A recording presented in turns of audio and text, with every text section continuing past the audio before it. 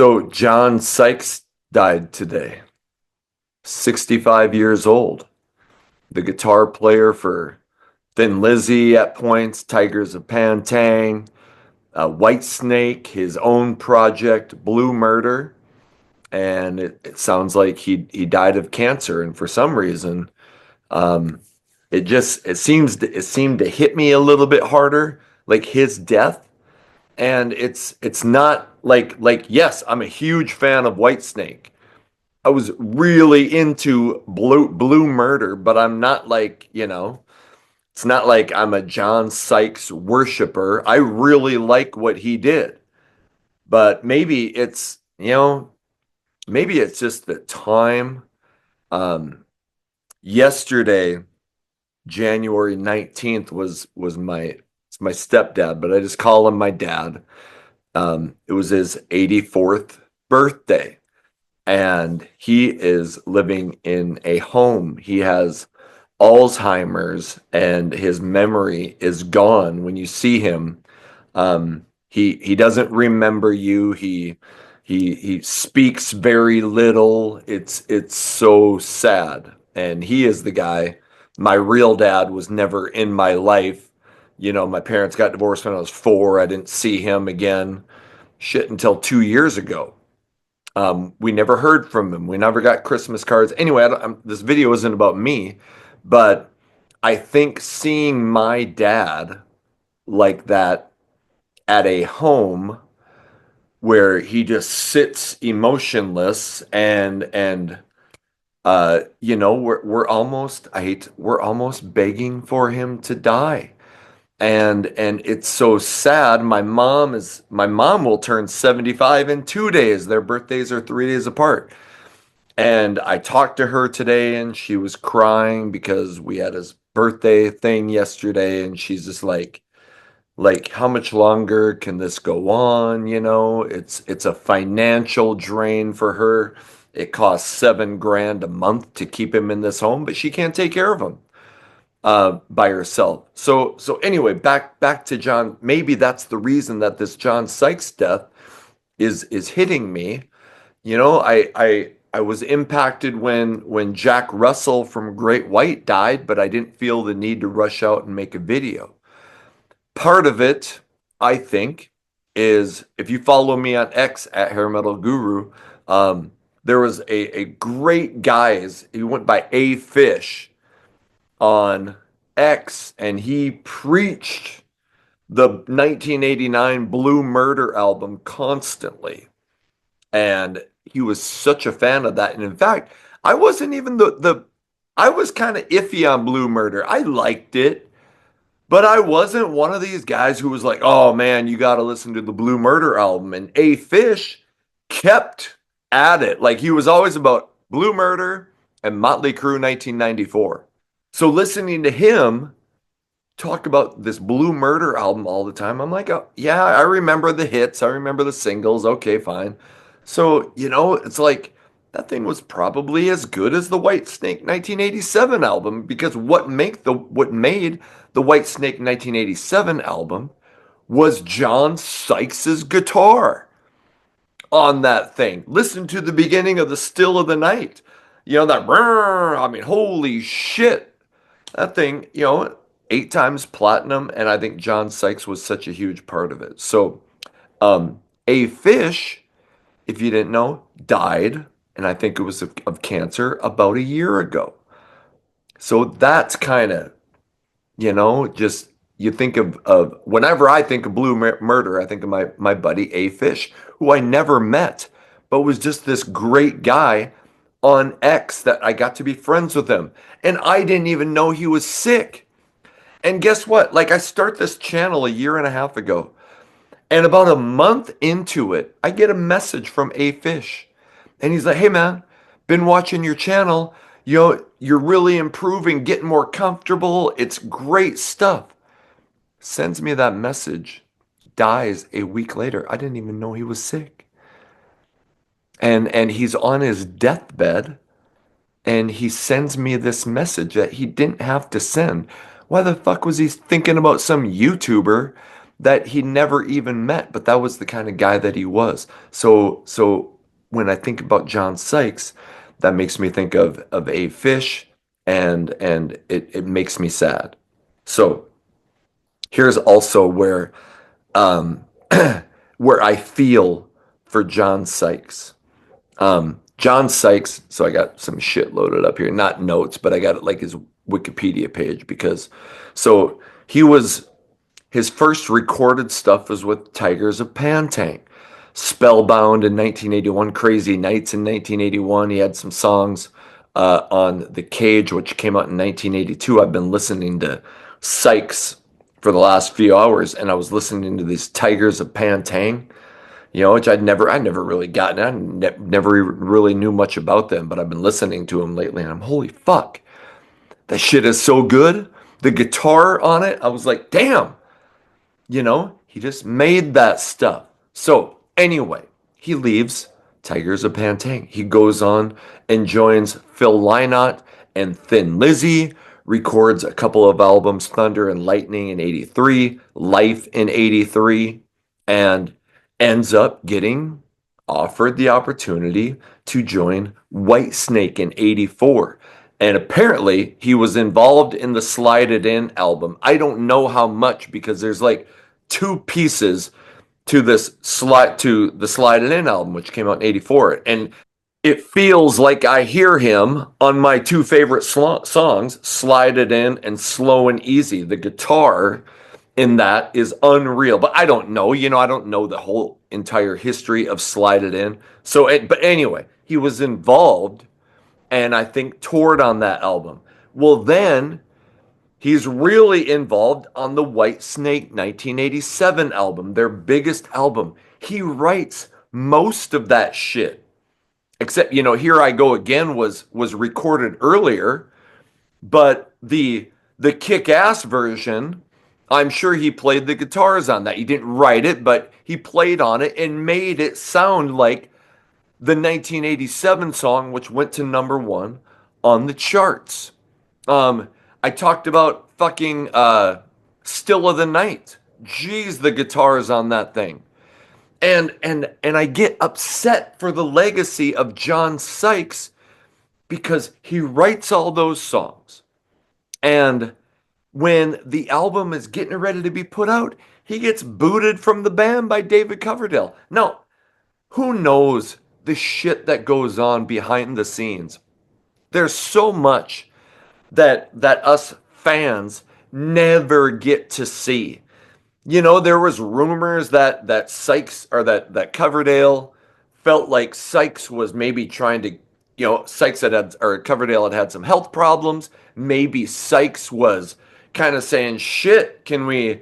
Coverdale felt like Sykes was trying to get rid of him. Well, Sykes said that was bullshit. Like, how are you going to get David Coverdale out of the band he started, Whitesnake? So that sounds fishy. But anyway, that was given as part of the reasoning that Coverdale sent Sykes packing. But Coverdale sent everyone packing. So the album gets put out, and then these videos come out with Adrian Vandenberg and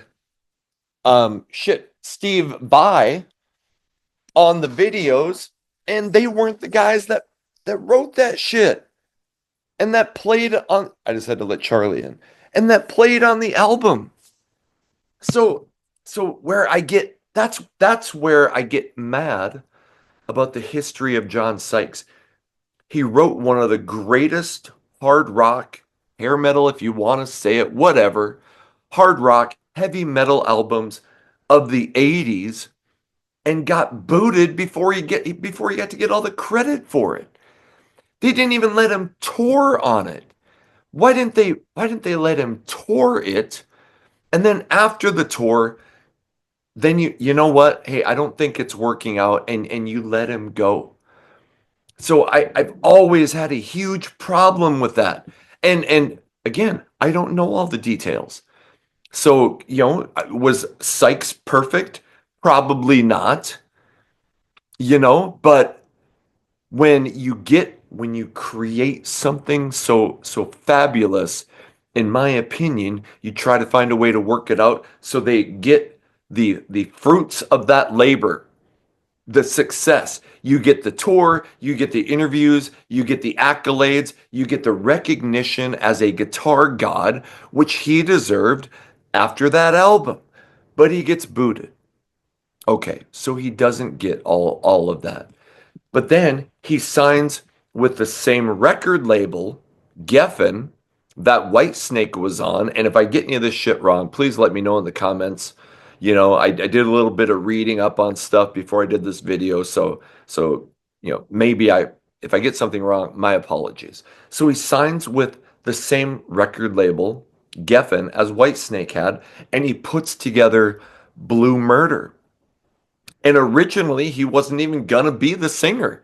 He was going to be the songwriter and the guitar player. There was talk, I think, of getting Ray Gillen, who ended up in Badlands, as the vocalist. That would have been pretty kick ass. But John Sykes has a great fucking voice. They end up convincing him, hey, you know what? Sing, front the band, write the songs, and play guitar and be the front man. And that album, fuck, well, Tony Franklin's on bass. Tony Franklin, uh, bass player extraordinaire. I mean, you can just hear that fretless bass shit that he does all over that thing. One of the greatest bass players of all time. Carmine Appice. I think it's Appice. I think the other brother goes by Appice, whatever. Carmine Appice on drums. Historically, one of the best drummers of all time. And I saw an interview with Carmine Appice, and he's saying, I was sure that Blue Murder album was going to go double platinum. Like like without question, that thing was supposed to explode. And why didn't it? I mean, shit. Who listen to the singles that they put out.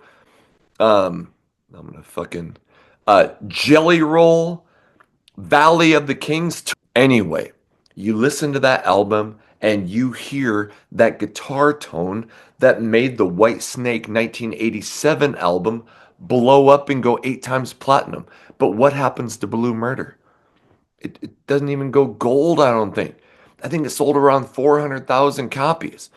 Now, from what I read, Sykes thought that Geffen did not do right by the album, did not promote it the way they should because they wanted him to go back to Whitesnake. Remember, the album after the 1987 album, after the one that covered that Sykes was on.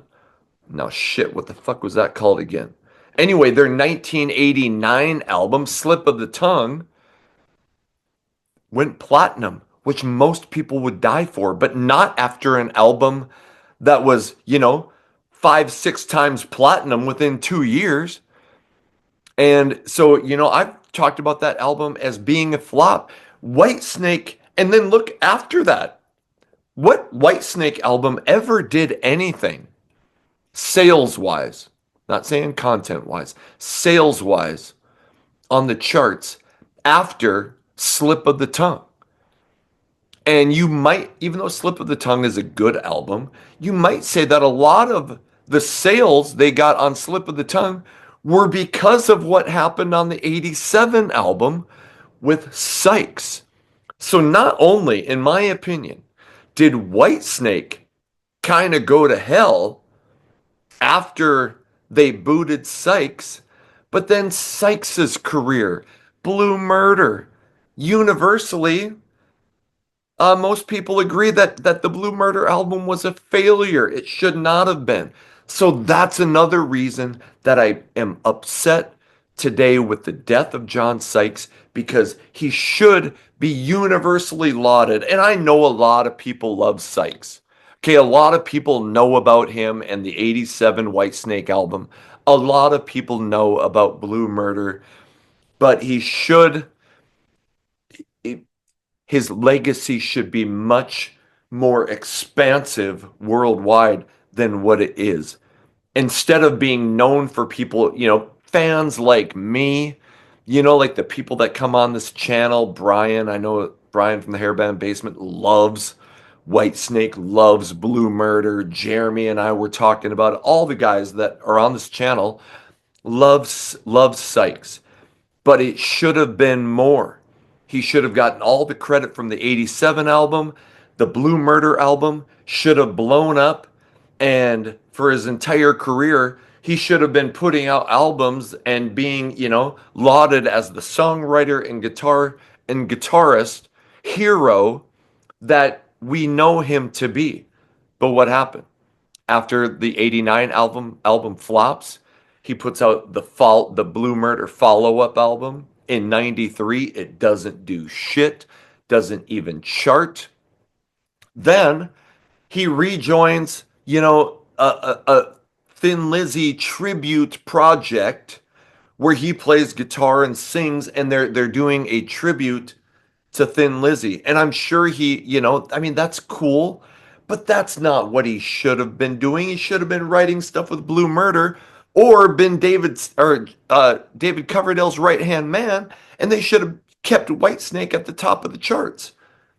But no. And then he did put out some solo albums, and I don't know all those solo albums. Okay, maybe I'm not that big of a fan, but put out some solo albums in the 90s that most people, they didn't sell. Most people don't know about them. And I'm a huge fucking fan of that genre of music, and I don't have them and haven't listened to them. So I probably should.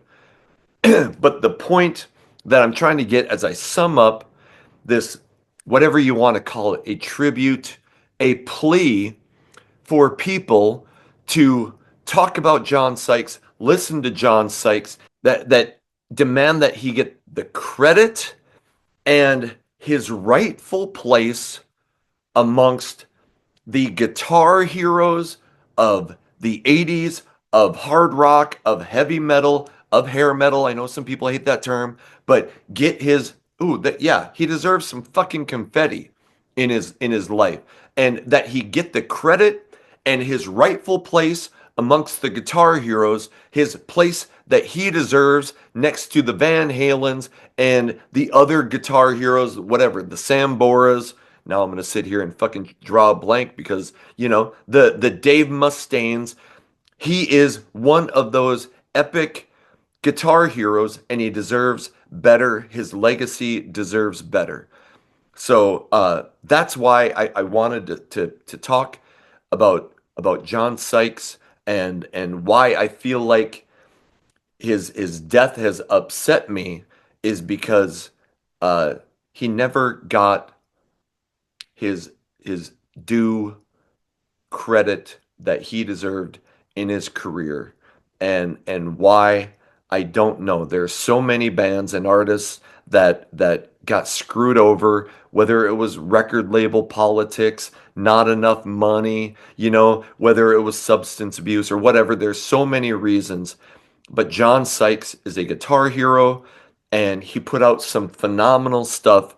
So I'm going to spend the next couple days uh, revisiting these albums that I didn't spend time with, some of that solo shit. I'm going to be going back and listening to Tigers of Pantang.